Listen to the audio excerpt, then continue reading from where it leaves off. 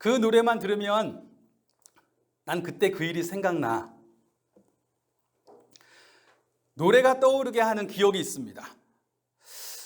아실지 모르겠지만 기뻐하라는 찬양곡이 있는데 저는 그 찬양곡을 들으면 제가 20년 전쯤에 아끼던 후배 하나랑 그때 노래를 너무너무 좋아해서 한번 노래를 한번 녹음해보자. 그래서 처음으로 스튜디오라는 데를 가봤어요.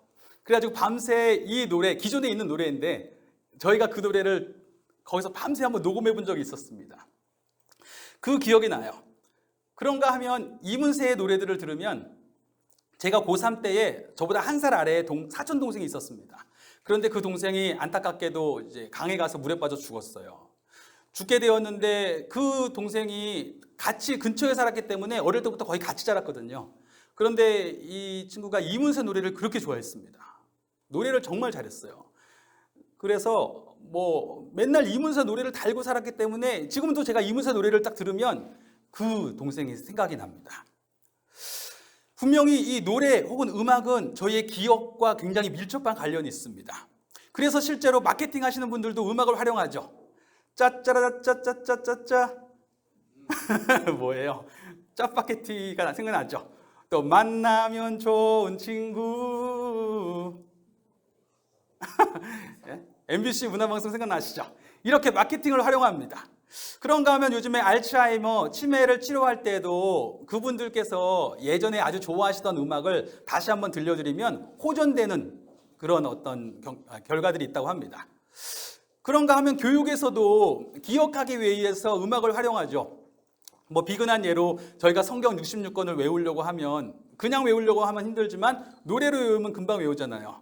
창세기, 출애굽기, 레위기, 민수기, 신명기, 여호수아. 대단하죠. 이렇게 다 외울 수 있게 되는 거죠.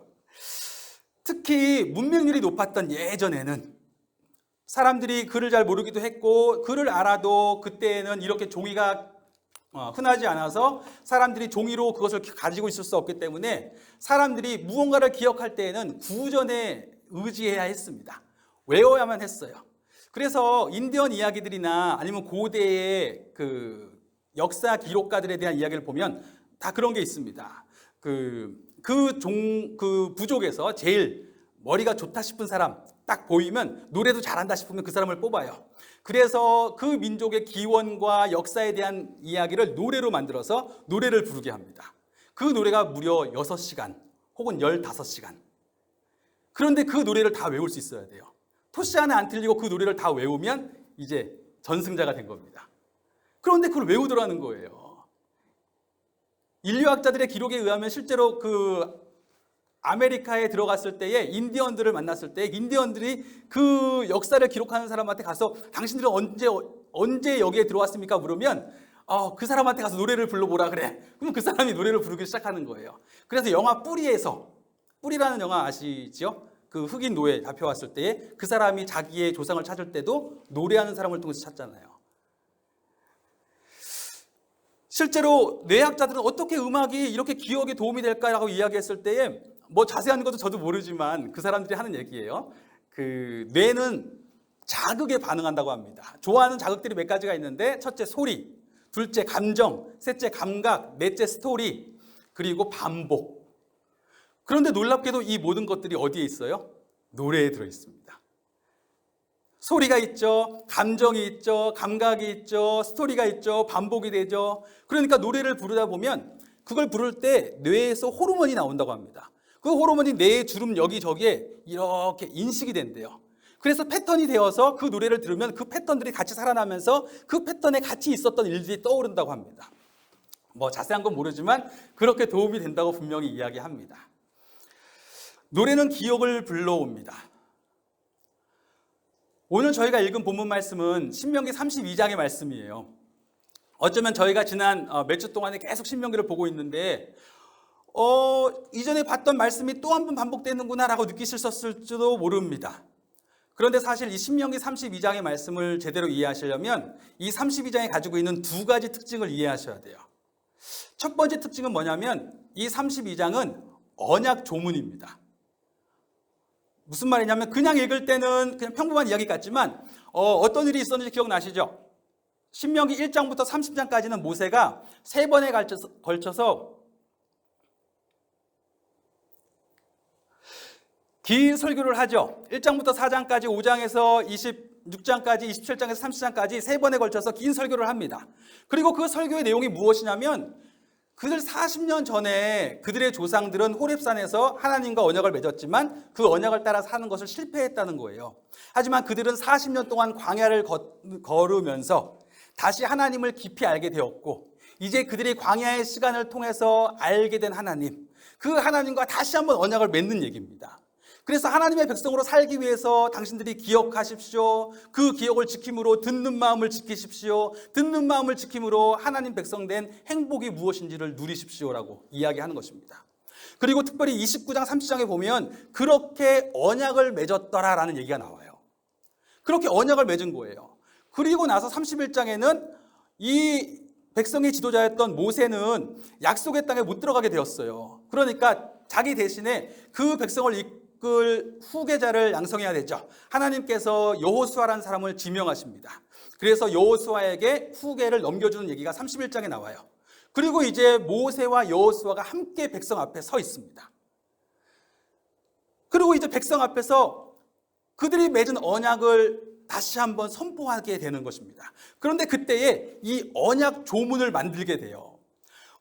이런 거죠. 요즘에 한국과 미국 간의 방위비 협정 때문에 지금 시끄럽지 않습니까? 미국이 막 갑자기 방위비를 5배를 증액해달라고 하니까 한국이 그럴 수 없다. 소파 협정에 어긋난다라고 지금 막 얘기하고 있고, 미국은 그럼 소파를 협정을 아예 개정하자 이러고 말하는 거예요.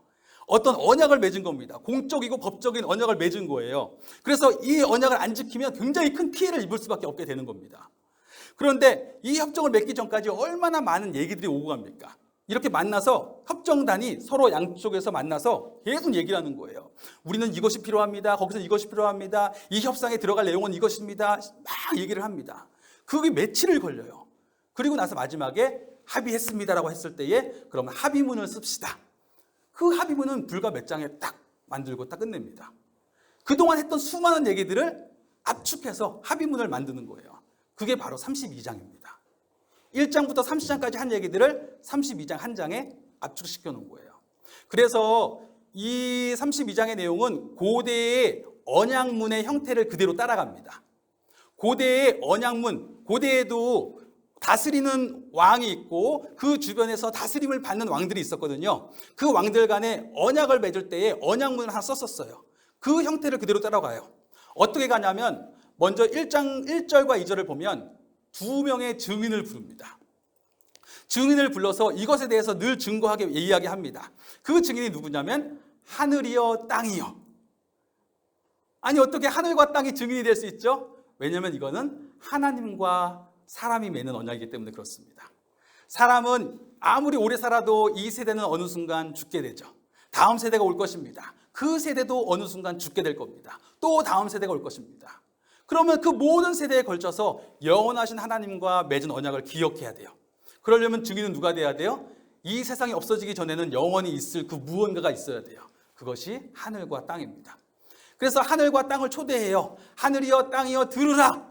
오늘 우리가 하는 이 언약의 말을 들으라 라고 선포합니다. 그게 2절에 나와요. 그리고 나서 3절부터 5절을 보면 언약의 두 당사자를 언급합니다. 자, 첫 번째 당사자는 누굽니까? 하나님이시죠. 하나님은 어떤 분이세요? 신실하시고 의로우신 분. 뭐라고 표현하냐면 너희의 반석이다라고 이야기합니다. 반석이신 하나님, 늘 변함이 없으신 그분, 사람은 변하지만 나의 모습은 변하지만 그분의 약속은 늘 변함이 없어요. 그분은 늘 동일한 모습으로 우리를 기다리시는 분. 그 반석이신 하나님이 계시고 그 또 다른 당사자가 있습니다. 누굽니까? 사람이에요. 이 백성인데 이 백성은 어떤 존재냐면 안타깝게도 흠 많고 삐뚤어진 세대라 이야기합니다. 하나님에 대해서 그렇게 좋게 얘기하면서 왜 다른 당사자는 그렇게 좋게 얘기하지 않나 싶은데 그렇다고 이야기합니다.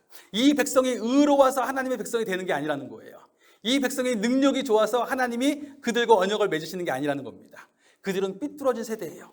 이미 40년 광야를 지내오면서 그들이 수없이 보았습니다. 그들이 얼마나 틈만 나면 하나님으로부터 벗어나려고 했는지, 그들의 모습을 다 보았어요. 틈만 나면 이것은 내가 의로워서야, 이것은 내가 능력이 있어서 이것을 한 거야 라고 말하는 사람들인지 보았습니다. 그런데 하나님이 그들과 언약을 맺으십니다.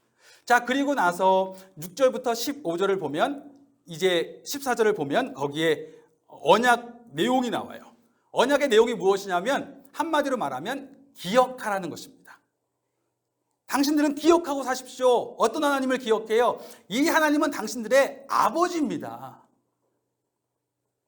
하나님은 당신들의 아버지와 같은 존재입니다 라고 이야기하는 거예요. 그가 당신들을 만드셨고, 그가 당신들을 세우셨고, 그가 당신들을 택하셨고, 그가 당신들을 지금도 지키시는 분이십니다.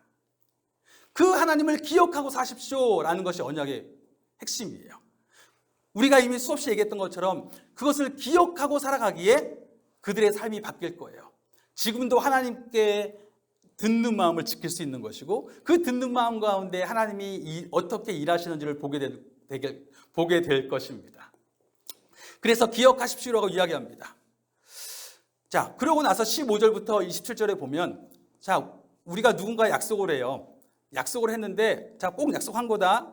그러면 약속 안 지키면 어떡할 거야? 라고 이야기를 하죠. 똑같아요. 법적인 언약에도 이 약속을 합니다라고 이야기하고 나서는 만약에 이 언약이 깨어졌을 경우에는 어떻게 징책할 것인지에 대한 징책 조항이 들어갑니다. 그게 이제 15절부터 27절까지 들어가는 내용이에요. 자, 언약이 깨져요. 어떻게 깨졌을까요? 언약의 내용이 하나님을 기억하는 것이니까 언약은 어떻게 깨져요? 하나님을 잊어버리면 깨지는 거예요. 이 백성이 하나님을 잊기 시작합니다. 하나님을 잊었다는 건 어떤 의미일까요? 자, 이제까지 하나님과 함께 같이 살아왔어요. 이제까지 하나님이 그들을 만드셨고 세우셨고 택하셨고 지키셔서 광야 40년을 걸어오는 동안에 정말 수많은 일들이 있었지만 하나님이 그들의 삶 가운데 어떻게 하는지를 보았어요. 그래서 하나님은 이제 너희가 들어갈 땅에서 그 하나님을 기억하고 살라고 말씀하셨습니다. 그런데 이 백성이 그것을 잊었어요. 어느 날 보니까 약속의 땅에 들어가서 보니까 내가 살만해요. 꽤 잘 살고 있어요. 그런데 이 백성이 말하기 시작합니다. 여기까지 오기까지 함께 하셨던 하나님을 잊었기 때문에 이제 기억나는 것은 무엇이에요? 내가 이러한 삶을 누릴 만한 사람이구나. 나의 능력이 나로 하여금 이러한 성공을 가져왔구나. 이렇게 되는 거예요. 지금 누리는 삶에서 하나님 쏙 빠지니까 이건 다 누가 이룬 거예요? 내가 이룬 거예요. 그렇죠? 내가 이룬 거니까 어떻게 됩니까? 나는 내 삶을 성공으로 이끌 수 있을 능력이 있구나. 나는 방법을 아는구나 라고 생각하는 거예요. 그러니까 그때부터 어떻게 해요? 내가 알고 있는 그 방법에 더 몰두합니다. 그래, 이렇게 하면 성공할 수 있고, 이렇게 하면 삶을 행복하게 할 수 있어, 이렇게 하면 생명을 누릴 수 있어. 그러니까 이렇게 해보자라고 자기가 아는 방법에 더 몰두합니다. 그러면서 그것이 무엇이 됩니까? 우상이 되는 거예요. 하나님이 빠지고 내가 있는 삶, 그 삶에서 우상이 나오는 겁니다. 그러면서 하나님을 더 이상 섬기지 않고 하나님이 아닌, 여호와가 아닌 다른 것들을 하나님이라고 고백하고 산다고 이야기합니다. 말씀에 그렇게 이야기를 해요. 이 백성이 내가 아닌 다른 것으로 하나님을 삼고 허무한 것들로 나를 질투하게 하는도다. 그렇게 이 백성이 하나님을 잊었기 때문에 그러면 하나님이 이제 징책하실 거예요. 징책하실 때 하나님이 어떻게 하시겠어요? 이 백성이 하나님을 잊고 하나님이 아닌 존재를 하나님이라고 불렀으니 하나님도 어떻게 징계하실까요? 내 백성이 아닌 다른 백성을 들어서 이 백성을 치시는 거예요. 그래서 이 백성이 내가 하나님 아닌 다른 것을 하나님으로 섬겼을 때 이 하나님도 내가 그의 백성이 아닌 다른 백성을 들어서 나를 치시는 걸 보면서 그 안에서 고통받게 하시는 겁니다. 그러니까 분노하게 하는 거예요. 이렇게 끝이 나요. 보통 언약 조문은 이렇게 끝이 납니다. 언약의 두 증인을 부르고요. 그리고 언약의 두 당사자를 이야기하고 언약의 내용, 하나님을 기억하라고 이야기하고 언약의 징책 조항, 하나님을 잊었을 때에 하나님이 어떻게 그들에게 심판하실 수 있는지를 이야기합니다. 그런데 이 조문은 여기서 끝나질 않아요. 이 32장의 조문은 그 다음에 또 나오는 내용이 28절에서부터 43절까지 나오는 내용이 하나 더 있는데 그것은 무엇이냐면 하나님이 이 백성이 그렇게 파멸된 상태로 고통 속에 놓인 상태로 있기를 원하지 않으시는 거예요.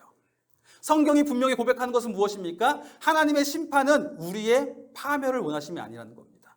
왜요? 그가 창조하셨기에. 그가 사랑하셨기에 그가 만든 인간들을, 그가 택하신 백성들을 파멸하려고 그를 심판하는 것이 아니라 그들의 그 교만 속에 있을 때에 그것이 그들에게 갖고 올 결과를 아시기 때문에 그 결과 그대로 가게 되면 그들이 스스로 멸망할 걸 아시기 때문에 그들이 다시 돌아와서 생명을 얻게 하시려고 그들을 심판하신다는 것입니다.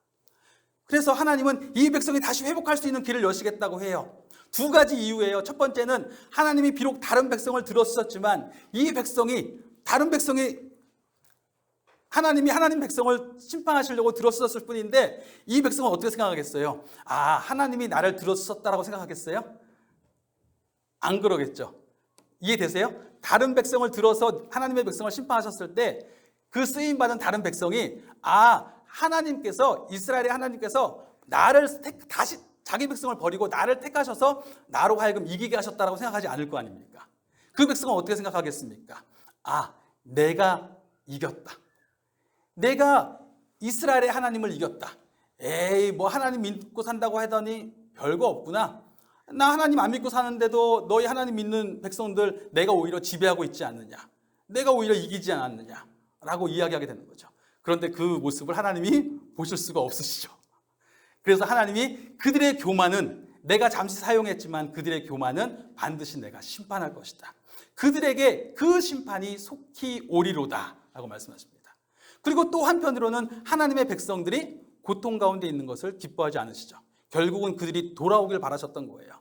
그래서 그 백성이 돌아올 수 있게 하시려고 합니다. 그러면서 그들에게 말씀하시죠. 그들의 반석을 다시 기억해라. 변함없이 그 자리에 계신 분, 그들이 서 있었던 그 하나님께 다시 돌아와라. 그러면서 말씀하시는 것이 그가 그 대적을 멸하시고 그 백성을 속죄하실 것이다. 하나님이 그 백성이 다시 회복할 수 있도록 속죄의 길을 여시겠다라는 것이 43절 이 언약조항의 마지막 이야기예요. 정리가 좀 되셨어요? 네. 언약조항이라고 했을 때 하나님과 하나님 백성의 언약조문이에요. 이건 우리도 알아야 되는 거예요. 이스라엘 백성들만 알아야 되는 것이 아니라 우리도 알아야 되는 겁니다. 하나님이 하늘과 땅을 증인으로 부르시고 하나님과 그의 백성을 두 당사자로 부르신 후에 언약의 내용을 얘기하시되 하나님을 기억하고 살아가라. 언약의 징책조항은 하나님을 잊었음에 그것이 그들에게 가져올 고통에 대해서 이야기합니다.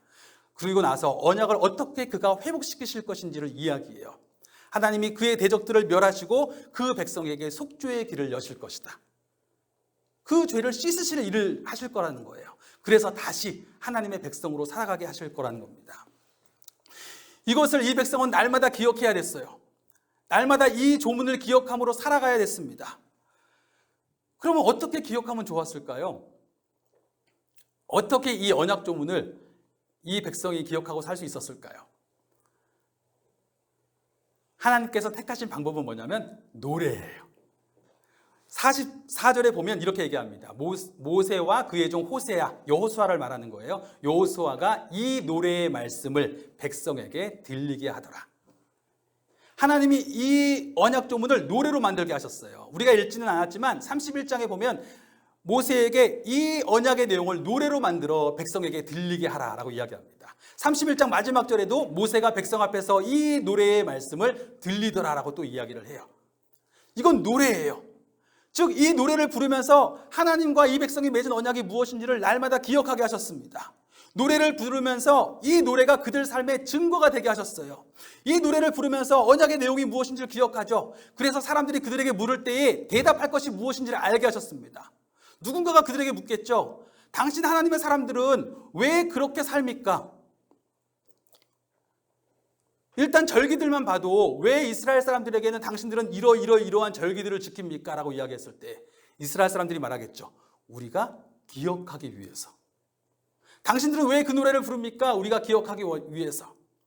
우리도 마찬가지겠죠. 사람들이 우리에게 묻습니다. 교인들은 왜 모여서 성찬식을 합니까? 우리가 기억하기 위해서. 우리에게 주신 예수님의 몸과 피를 기억하기 위해서 성찬을 합니다. 당신들은 왜 세례를 합니까? 내가 예수님과 함께 죽고 예수님과 함께 살아난 새로운 생명임을 기억하기 위해서. 당신들은 왜 주일에 모입니까? 우리가 세상을 창조하신 하나님과 그의 구원하심 안에서만 참된 속량을 누릴 수 있는데, 예수 그리스도의 부활 속에서, 예수 그리스도의 속량 속에서 우리가 하나님의 창조와 구원을 맛보기 때문입니다. 안식을 맛보기 때문입니다라고 이야기해요.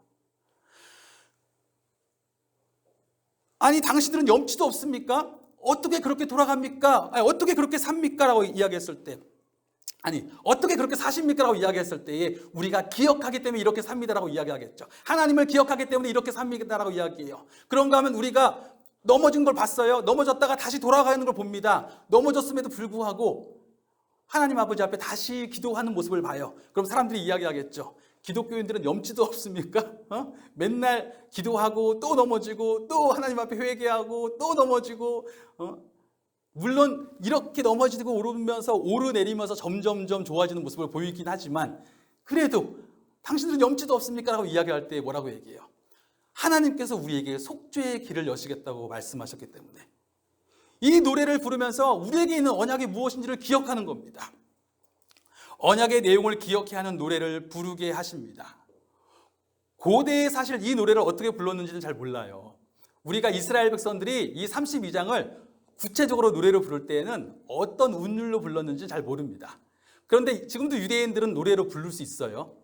그 노래로 부른 그 CD를 들어본 적이 있습니다. 그런데 여하튼 간에 이러한 전통, 하나님의 언약을 노래로 부르며 기억하는 전통은 이후 하나님 백성의 삶에서 중요한 역할을 합니다. 이스라엘은 분명히 이 노래를 불렀을 것이죠.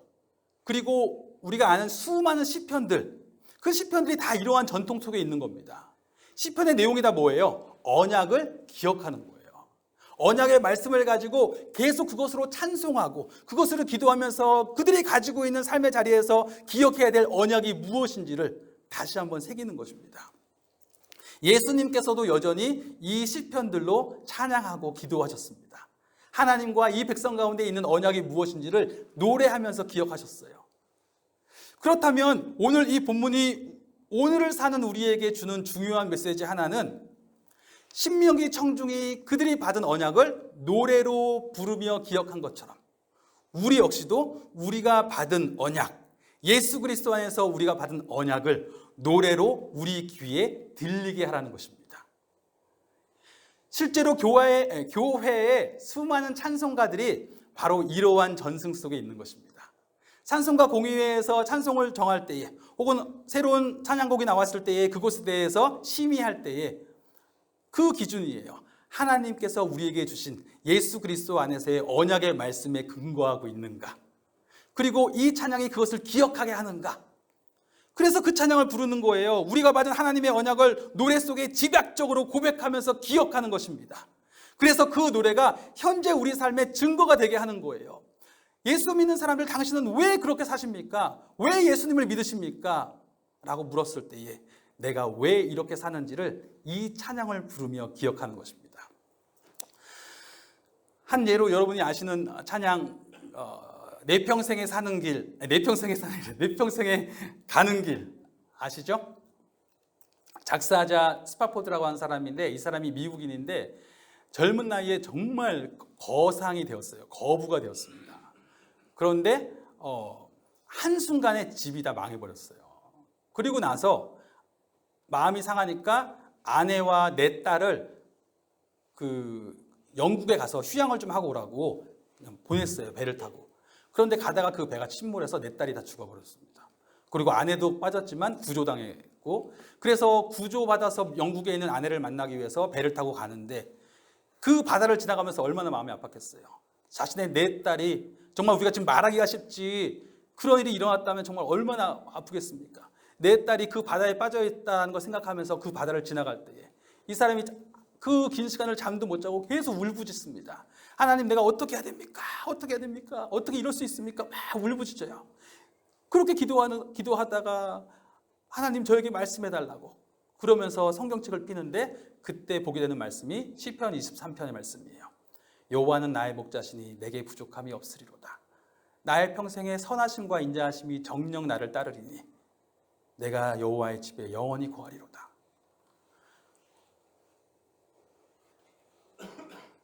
세상으로서 도저히 감당할 수 없는 일을 당했는데 이분은 그 말씀을 읽는 가운데 큰 위로를 경험하게 돼요. 그렇지, 내가 사망의 음침한 골짜기를 다니는 것 같은 순간이 분명히 있어요. 그럼에도 불구하고 하나님이 이 순간 나와 함께하고 계시는구나, 나를 붙잡고 계시는구나, 그가 내 평생에 그의 선하심과 인자하심이 지금도 여전히 나의 삶 가운데 있겠구나라는 것을 확신하게 되면서 다시 위로를 받게 되고, 그 안에서 쓰게 된 시가 바로 이것입니다. 내 평생에 가는 길 순탄하여 늘 잔잔한 강 같든지, 큰 풍파로 무섭고 어렵든지 내 영혼 평안해, 내 영혼 평안해. 그런가 하면 우리가 아까 전에 예배 바로 직전에 불렀던 주 안에 있는 나에게란 찬양은 어때요? 그 찬양의 작사자 희윈 여사는 복음을 열심히 전하는 그냥 전도인이었어요. 그런데 어느 날 불황자에게 복음을 전하다가 오히려 봉변을 당해서 병원에서 오랫동안 누워있게 되었습니다. 아니, 내가 하나님의 일을 하고 예수님의 복음을 전하려고 하는데 어떻게 나에게 이런 일이 있을 수 있는가? 시험이 들어요. 그래서 그 마음에 불평과 증오밖에 없습니다. 불황자를 향해서 증오하게 되고 하나님에 대해서 불평하게 되고 증오합니다. 그런데 어느 날 흑인 청소부 여자분이 들어오셔서 청소를 하는데 콧노래를 흥얼거리면서 청소를 하는 거예요. 그러니까 듣기 싫은 거예요. 짜증이 올라와서 당신은 뭐 가져와서 그렇게 흥얼거립니까? 라고 이야기했어요. 그랬더니 이 흑인 청소부가 하는 얘기가, 제게 닥친 형편과 처지가 그렇게 좋지는 않습니다. 그런데 하나님이 나의 이 형편과 처지를 찬송으로 바꿀 힘을 나에게 주셨습니다. 나의 삶이 그에게 있다는 소망을 주셨습니다. 지금도 그가 나를 돌보고 계신다는 분명한 소망을 주셨습니다. 내가 살아있을 때나 죽어있을 때나 내가 그에게 속했다라는 소망을 주셨습니다 라고 이야기하면서, 그러니 내가 기뻐할 수밖에 없습니다 라고 이야기하는 거예요. 그 이야기를 듣는 순간 이 희윈 여사의 마음에 애통함이 올라오기 시작합니다. 회개의 눈물이 나오기 시작하면서, 아, 하나님, 그렇죠 라는 고백을 하기 시작하면서 그때부터 기쁨이 몰려오기 시작했다고 해요. 그러면서 그 이후에 육신도 치료받고 나중에 전도자가, 굉장히 유명한 전도자가 되어서 더 열심히 전도하게 되었다고 이야기합니다. 그러면서 지은 찬양시가 그거예요. 주 안에 있는 나에게 딴 근심이 있으랴. 또 이렇게 고백하죠. 내 주와 맺은 언약은 영불변하시니 그 나라 가기까지는 늘 동행하시네. 주님을 찬송하면서 할렐루야 할렐루야, 내 앞길 멀고 험해도 나 주님만 따라가리. 언약의 노래를 부를 때에 그 노래가 증거가 됩니다. 그래서 언약 백성으로 살아갈 힘이 되는 것입니다. 이 전통을 우리에게 주님께서 주신 거예요. 언약의 노래를 부르라. 그래서 하나님께서 우리에게 생명을 주셨다고 이야기했습니다. 생명이 뭡니까? 생은 살아있는 거예요. 명은 숨이죠. 혹은 명령이죠. 숨은 명령으로만 있다고 하는 겁니다. 생명이란 단어, 이 한자와 단어는 그거잖아요. 살아있음은 내가 결정할 수 있는 게 아니에요. 내가 이 생명이 시작할 시점과 내가 원한다고 이 생명을 영원히 지속시킬 수도 없고, 내가 이 생명이 끝날 시점도 함부로 정할 수 없다라고 하는 것입니다. 이것이 생명의 의미예요. 그런데 하나님이 나에게 생명을 주셨다고 이야기해요. 예수 그리스도 안에 있을 때 내게 생명이 주셨대요. 그럼 나 지금 살아있는 거거든요. 그럼 살아있음을 누려야 되잖아요. 지금 살아있는 거예요. 이 살아있음을 누릴 수 있는 힘을 찬양 속에서 얻게 하십니다. 찬양 속에서 내게 있는 이 언약이 무엇인지를 기억하게 하시고, 세상이 알 수도 없고 줄 수도 없는 평안을 누리게 하십니다. 심지어 나를 낮추신 시간까지도, 분명히 힘들지만 그 낮추심의 시간까지도 감사할 수 있는, 오히려 그 낮추심의 시간을 지나가면서 하나님이 나를 얼마나 사랑하시는지를 알게 되는, 세상으로서는 알 수 없는 경험까지도 하게 됩니다. 그리고 더 나아가 용서할 수 있는, 감사할 수 있는, 이 노래가 증거가 되어서 혹 내가 넘어졌다고 할지라도 속죄하시는 주 예수께 다시 돌아올 수 있는 힘을 얻습니다. 하나님께서 분명히 속죄의 길을 여시겠다고 말씀하셨고 그 길을 예수님을 통해서 여셨습니다. 예수 그리스도라는 말은 예수가 바로 그 그리스도이십니다. 예수가 바로 주십니다. 하나님이 나에게 세우신 그 속죄의 길이십니다라고 고백하는 겁니다. 그래서 이제 나의 의가 아니라 내가 오늘 얼마나 그럴듯하게 살았고 내가 오늘 얼마나 넘어져서 부끄러운지 그런 것들 때문에 하나님께 나아갈까 말까를 결정하는 것이 아니라 하나님께서 허락하신 예수 그리스도의 의를 의지해서 하나님 내가 이 모습 그대로입니다. 예수님 내 이 모습 그대로를 나의 짐을 지신 예수님께 다 드립니다. 예수님 지금도 나의 모습, 내 부족한 모습들 보고 계시죠? 여전히 머릿속에서 어떠한 생각들이 오가고 있는지 보고 계시죠? 이 생각 주님께 올려드립니다. 저의 삶의 모습 다 주님께 올려드립니다. 하나님 예수 그리스도 안에서 나를 받으시고 당신의 성령으로 나를 고쳐주시옵소서. 고백하며 나아가는 것입니다. 그러므로 오늘도 우리는 언약의 노래를 부릅니다. 언약의 노래가 내 귀와 다른 사람들의 귀에 들리게 하는 것입니다.